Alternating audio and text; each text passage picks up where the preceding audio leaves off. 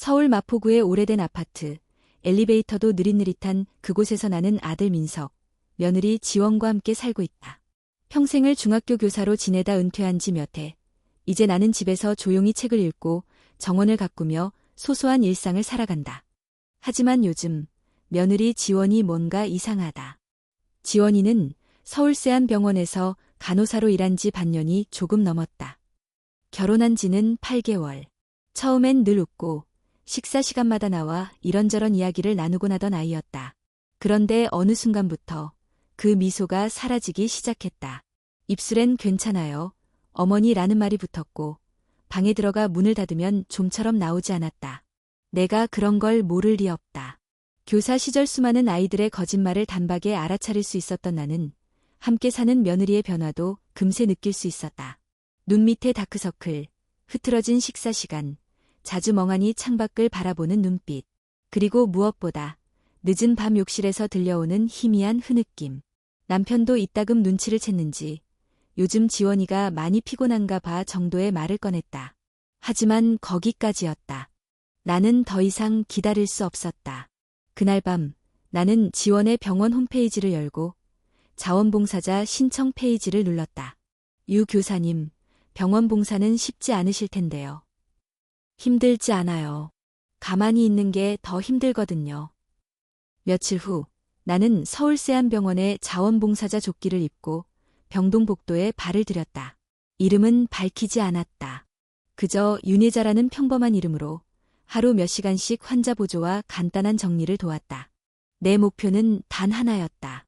지원에게 무슨 일이 일어나고 있는지 직접 눈으로 확인하는 것. 지원이는 내게 눈길조차 주지 못했다. 마스크에 모자를 눌러쓴 내 모습을 그녀는 전혀 알아보지 못했다. 나는 그저 지나가는 할머니 자원봉사자로 위장하며 그녀를 따라다녔다.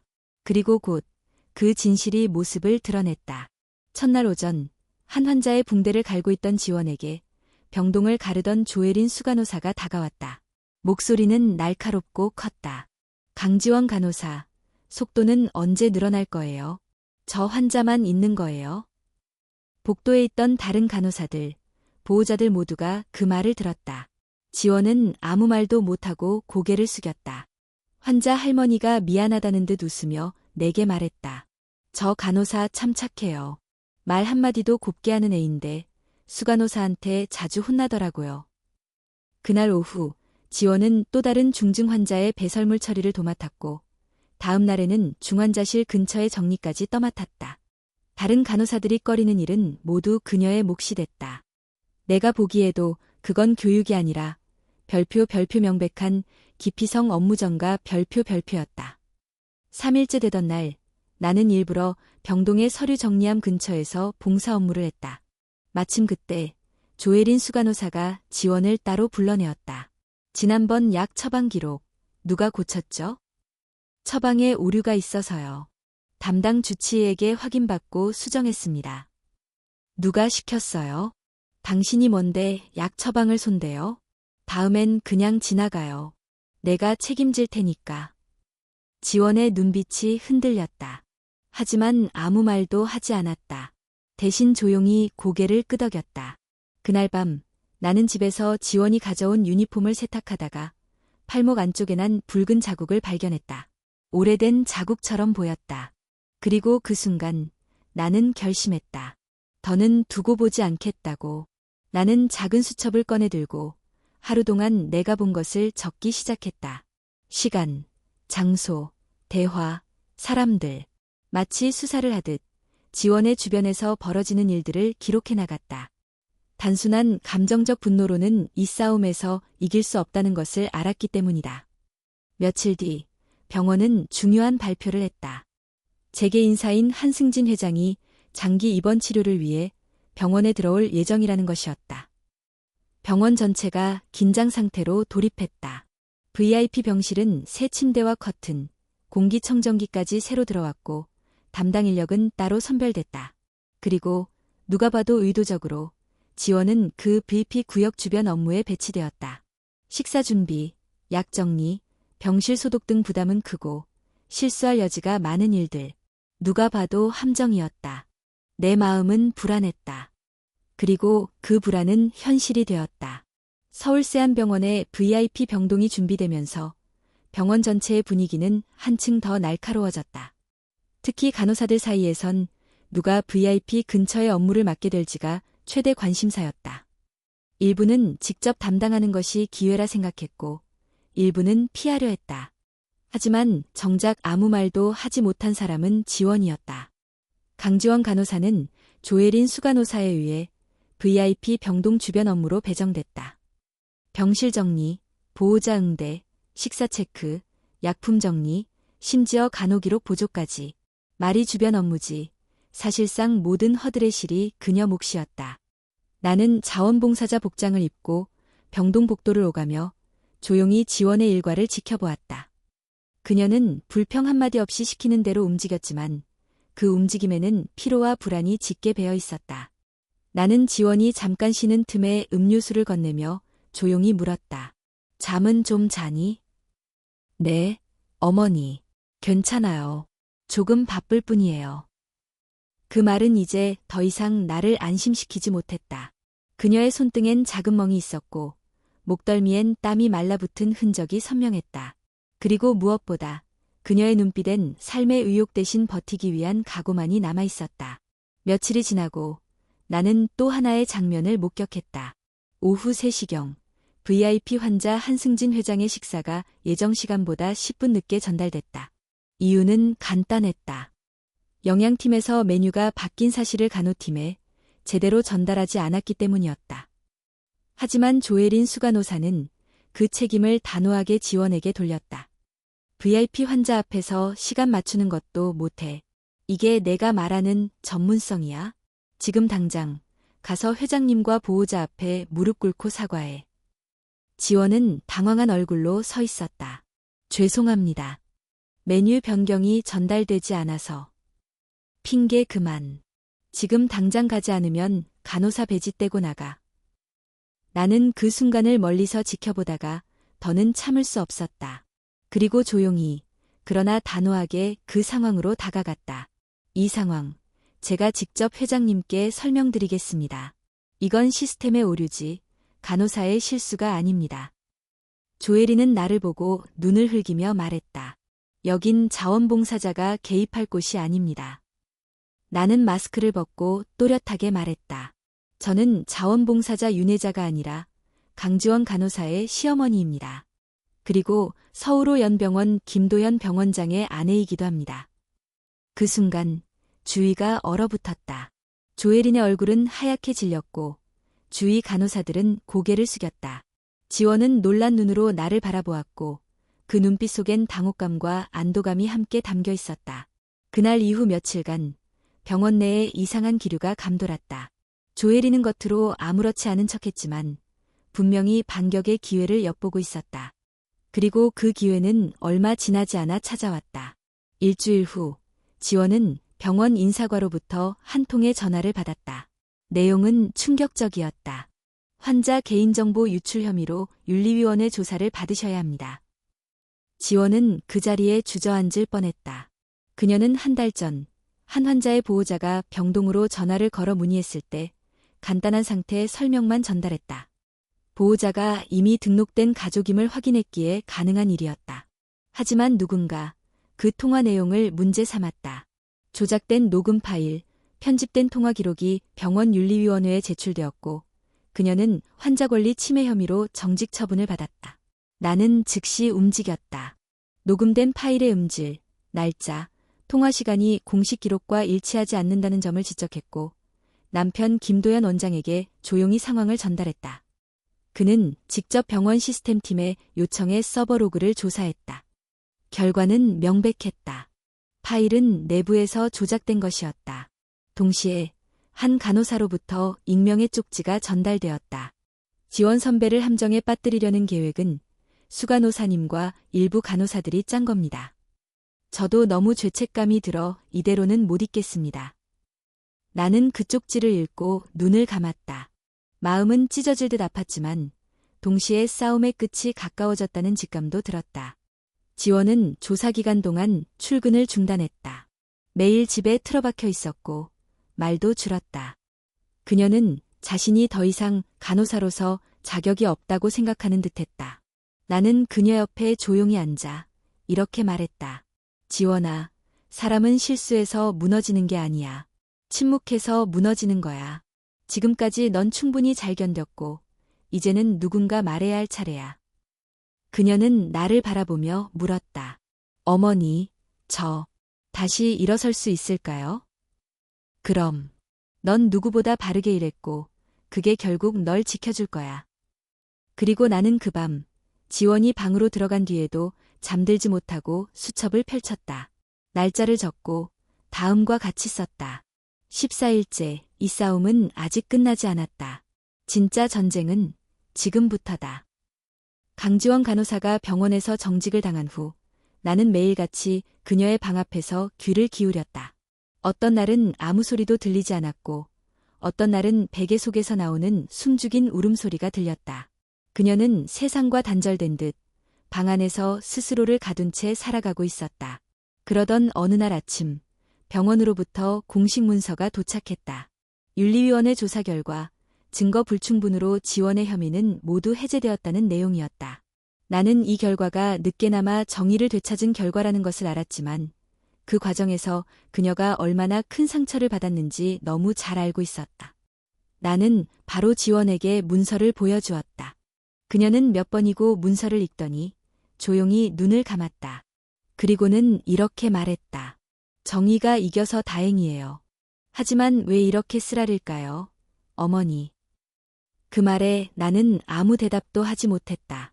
그저 그녀의 손을 꼭 잡아주었다. 상처는 드러나지 않았지만 깊었다. 그리고 나는 알았다. 아직 끝나지 않았다는 것을. 며칠 후 서울세안병원은 또 한 번 들썩였다. 재계 인사 중 한 명인 한승진 회장이 병원 VIP 병동에 입원한 것이었다. 그 사실이 언론에 알려지지는 않았지만 병원 내부는 극도로 긴장했다. 특히 그의 건강 상태가 심각하다는 소문이 돌면서 간호팀은 하루 24시간 교대 없이 움직였다. 그런데 놀랍게도 회장의 병실 외부 관리 업무에 다시 강지원 간호사가 투입되었다. 이유는 간단했다. 정직이 해제되었으니 다시 배치된 것뿐이라는 인사과의 설명이었다. 하지만 나와 지원은 알고 있었다. 이것은 또 다른 함정이었다. 지원은 병실 내 약품 정리, 식사 체크, 보호자 응대 등 민감한 업무를 다시 떠맡게 되었다. 그리고 결국 그날이 왔다. 그날은 회장이 입원한 지 5일째 되는 날이었다. 점심 식사 시간이 되자 VIP 병동에 약간의 소란이 일었다. 회장의 식사에 포함되어야 할 특정 약물이 누락되었고 그 사실이 보좌관에 의해 발견되었다. 조혜린 수간호사는 당장 병실 앞으로 달려가 보좌관 앞에서 말했다. 강지원 간호사가 약물 체크를 놓친 것 같습니다. 본인에게 바로 확인하겠습니다. 지원은 즉시 상황을 설명했다. 약물은 오전에 조제실에서 전달되지 않았습니다. 기록에도 없습니다. 하지만 조혜리는 이미 결론을 내린 듯 차가운 목소리로 말했다. 회장님의 건강이 걸린 문제입니다. 실수로 넘길 수 없습니다. 지금 당장 보호자 앞에서 사과하세요. 무릎 꿇고. 지원은 놀란 눈으로 조혜린을 바라보았다. 병동 안은 조용해졌고 다른 간호사들은 모두 숨을 죽였다. 몇몇은 고개를 돌렸고 몇몇은 두 눈을 꼭 감았다. 나는 그 자리에 있었다. 그녀가 무릎을 꿇으려는 순간 나는 걸음을 옮겼다.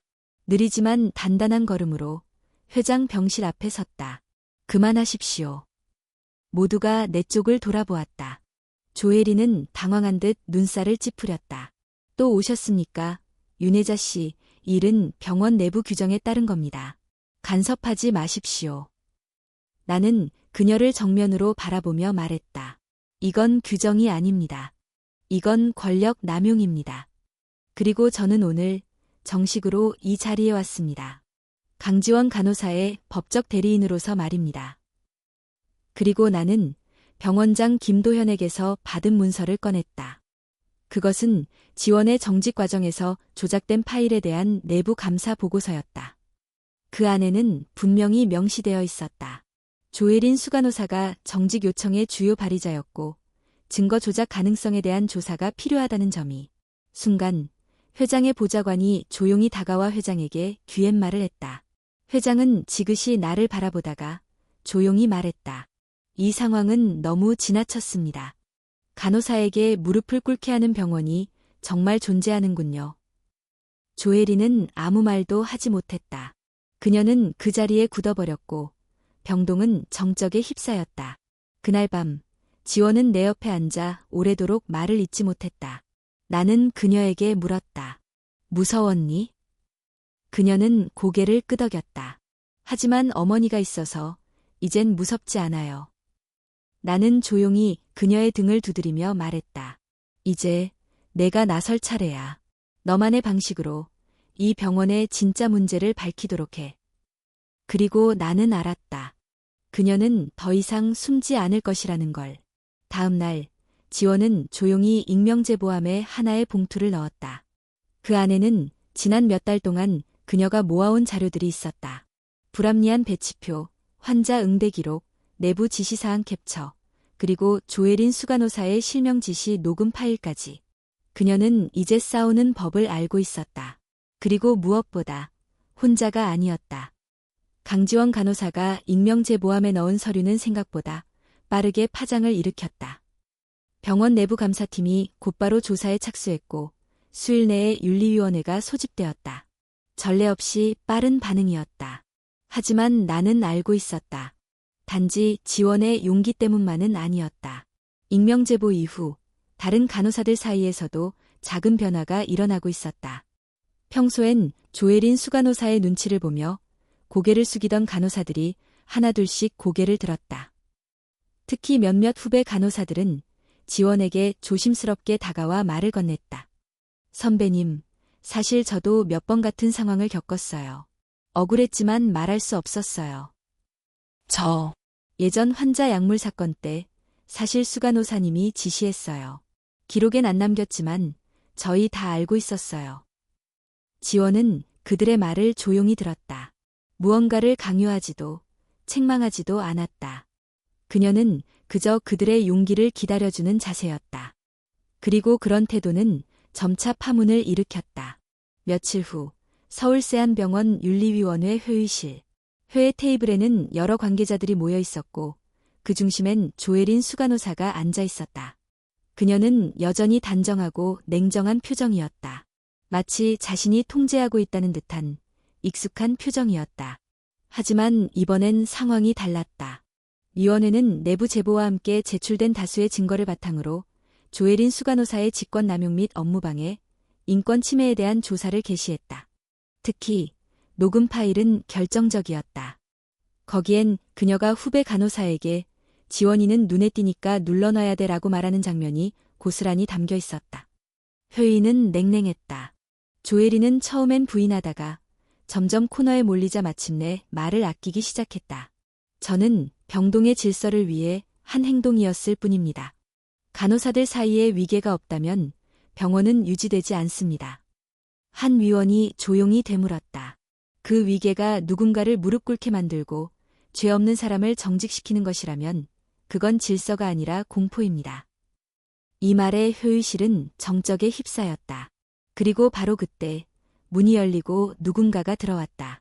백소영 간호사, 병동에서 가장 오래 일한 중견 간호사였다. 그녀는 조용히 위원장에게 문서를 건넸다. 자필 진술서였다. 거기엔 조혜린의 수년간의 언행과 내부 지시, 후배들을 향한 감정적 보복까지 낱낱이 기록되어 있었다. 백소영은 진술서를 건넨 뒤 위원회를 향해 고개 숙여 말했다. 지금까지 침묵한 제 자신이 부끄럽습니다. 더 이상 이런 병원 문화를 후배들에게 물려주고 싶지 않았습니다. 위원장은 고개를 끄덕이며 회의를 종료했다. 이후 병원은 조혜린 수간호사의 직무정지 및 징계위원회 회부를 발표했다. 같은 날 강지원 간호사는 복직되었다. 단순 복직이 아니었다. 그녀는 병원 최초로 신입 간호사 교육 및 멘토링 전담 간호사로 임명되었다. 이는 상징적인 조치였다. 병원 스스로가 그동안의 관행을 인정하고 바꾸겠다는 선언이기도 했다. 나는 그날 병원 로비에서 그녀를 마주했다.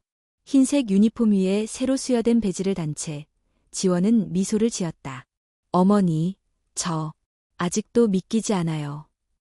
믿어. 너는 무너진 게 아니야. 내가 한 걸음 내디뎠고 다른 사람들도 함께 걸었을 뿐이야. 그날 저녁 병원 직원 대상 강연이 열렸다. 주제는 별표 간호사의 권리와 존엄 별표이었다.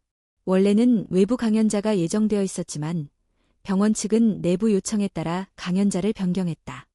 강연자는 강지원 간호사였다.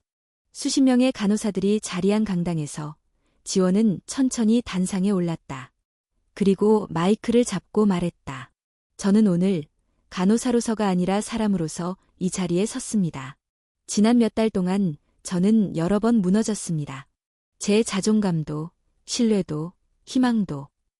하지만 한 가지 놓지 않았던 것이 있습니다. 바로 정직함입니다. 그녀는 병원 내부의 문제를 직접적으로 지적하지 않았다.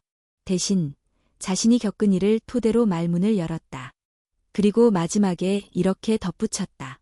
누군가가 조용히 괴로워하고 있다면 가장 먼저 필요한 것은 큰 구조 시스템이 아니라 작은 손 하나입니다. 옆에 있어주는 것, 함께 있어주는 것. 그녀의 말이 끝나자 잠시 정적이 흐른 후 누군가 천천히 박수를 쳤다. 그리고 그 박수는 이내 강당 전체로 퍼져나갔다. 나는 그 장면을 멀리서 지켜보며 생각했다. 그래, 이 아이는 이제 자신만의 방식으로 세상을 바꾸고 있구나. 그리고 나는 다시 수첩을 꺼내 그날의 기록을 남겼다. 180일째 오늘 이 병원은 조금 나아졌다. 그리고 그 시작은 한 사람의 침묵을 깬 용기였다. 강연 이후 강지원 간호사의 이름은 병원 내부에서 조용한 상징이 되었다. 누군가는 그녀를 간호사의 목소리라 불렀고 누군가는 병원의 양심이라 말했다. 하지만 정작 그녀는 달라진 게 없다고 했다. 여전히 환자 앞에서는 조심스럽고 후배들 앞에선 겸손했다. 그녀가 맡은 신입 간호사 멘토링은 빠르게 자리 잡았다. 병원은 공식적으로 간호사 지원센터를 신설했고 정기적인 심리 상담과 교육이 이루어지기 시작했다. 낙태된 시스템과 오래된 관행은 하루아침에 바뀌지 않았지만 확실히 변화의 물꼬는 트였다. 나 윤혜자는 여전히 자원봉사자 복장을 입고 병동을 오갔다. 사람들은 이제 나를 강지원 간호사의 어머니로 기억했다. 그 호칭은 자랑스러우면서도 마음 한편에 깊은 책임감을 느끼게 했다.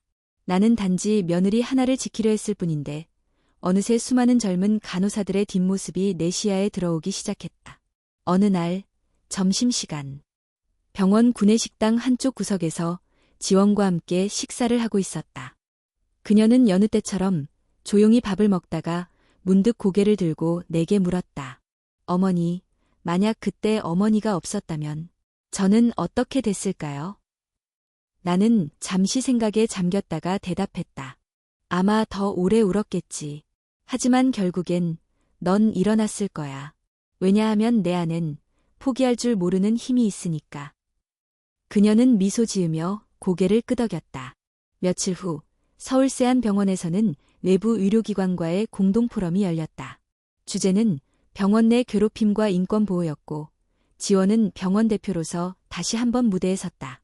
이번엔 그녀의 이야기를 들으려 전국에서 모인 수십 개 병원의 간호관리자, 교육 담당자, 병원장이 참석했다.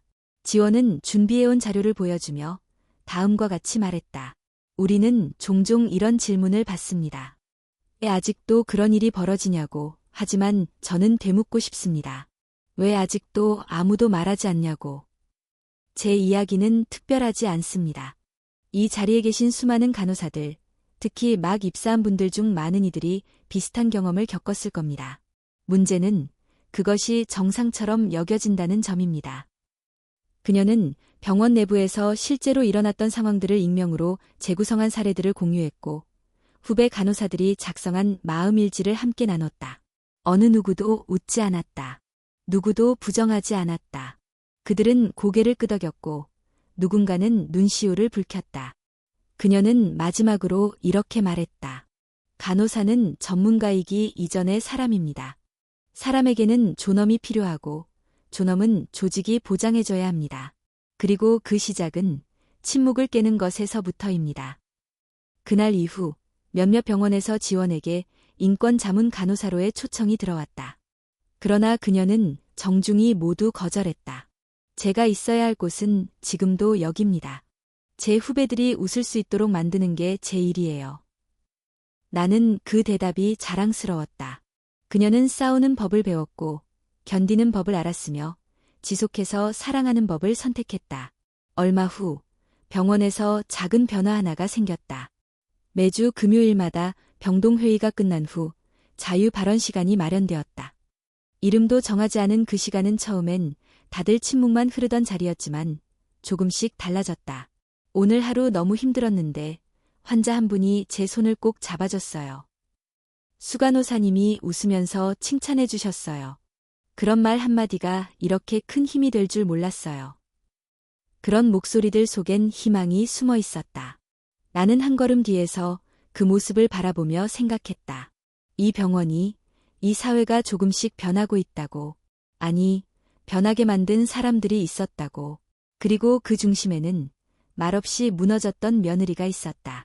어느 날 지원은 나에게 물었다. 어머니, 저 아직도 무서울 때가 있어요.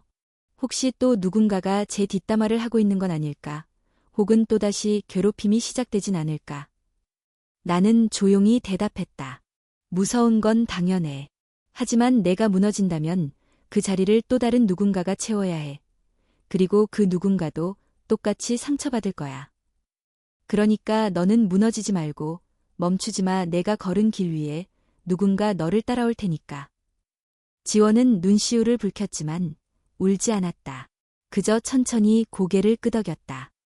나는 내 수첩을 꺼내 마지막 페이지에 이렇게 적었다. 오늘 며느리는 다시 웃었다. 그녀는 세상을 바꾸지 않았지만 세상을 바꾸는 사람이 어떤 사람인지 보여주었다. 그리고 그날 밤 나는 조용히 창밖을 보며 이렇게 중얼거렸다. 가장 조용한 사람이 세상을 바꾸는 거야.